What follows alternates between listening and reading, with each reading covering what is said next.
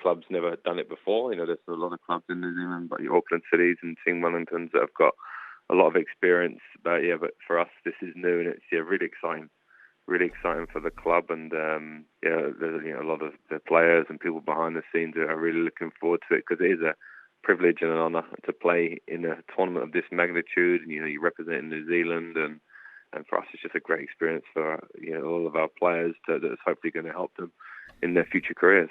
Some of your players do have experience previously with other clubs in the Oceania League. How many of your squad have competed in it before? Not too many, actually, because we've got quite a young squad. I think Reid and Daniel Drake have both played before. And apart from that, I'm not sure there's many others that have.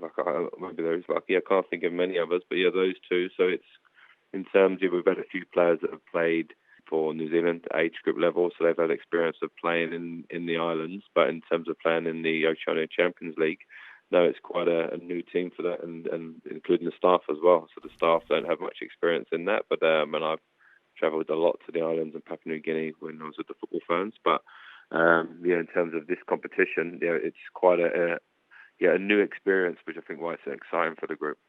And how do you prepare for the Oceania League? Because, as you say, you've got the New Zealand Domestic League obviously to worry about too. They kindly give you a couple of weekends off so you can head over to PNG, but you've got game, but you've also got to sort of prep for this as well. Yeah, and because we obviously can't lose our focus on the league. We're in a tight position with a lot of other teams. We're fourth at the moment, but there's not much between probably third and probably seventh or eighth in the league. So we can't really take our eye off the ball with that. So it's just we've been doing some things behind the scenes in terms of trying to acclimatise to the heat. Training with more layers, those types of things, to try and make sure that when we do get to PNG that it's not a massive shock in terms of the heat, because we know it's going to be hotter than here. And there's been a lot of preparation going on behind the scenes, and so more letting the players focus on the games that are coming up. But for the staff, it's been that dual focus of getting all the organisation, all the planning, because it is a very different environment we're going into, and there's a few challenges that we'll have there that we won't have in New Zealand. Prepare and mitigate those challenges. So for the players, not too much of a different focus, but for the staff, there's been a lot more work. And so we've done a little bit of preparation this week, and then we'll have a couple of training sessions when we get to Papua New Guinea to shift our focus towards that, because whilst we may not change massively the things we do, the opposition we're facing are going to be very different to what we face in New Zealand. Indeed. And first up, you've got Hikari United, the host team, a team that haven't been in the Oceania competition, I think, since 2016, and they've had their own dramas, but up in PNG, the league's going to come back together now. They're unbeaten, I think, in their domestic league this season. Of course, they won the O-League way back in 2010, so they've got a good history. What are you expecting from them? Yeah, well, we know that's going to be a massive challenge for us, and we know a little bit about them, but we know that they're going to be obviously more suited and more used to the conditions, because obviously they're playing there week in, week out, so that's going to be an advantage they have over us. We know that they're quite an organised team. We know that they have a lot of pace, athleticism in their team, particularly in those forward positions.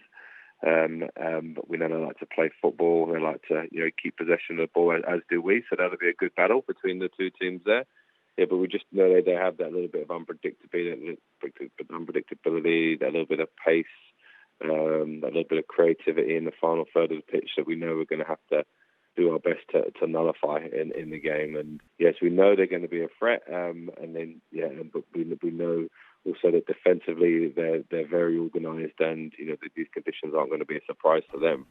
So, have you been able to see any footage of them? We've seen some. We've had some footage of them. We've had some footage, some footage and some recent footage, and we know they've got some good players. They've signed a couple of Brazilian players as well to play in the Oceania Champions League, and a lot of their players have played for the Papua New Guinea national team.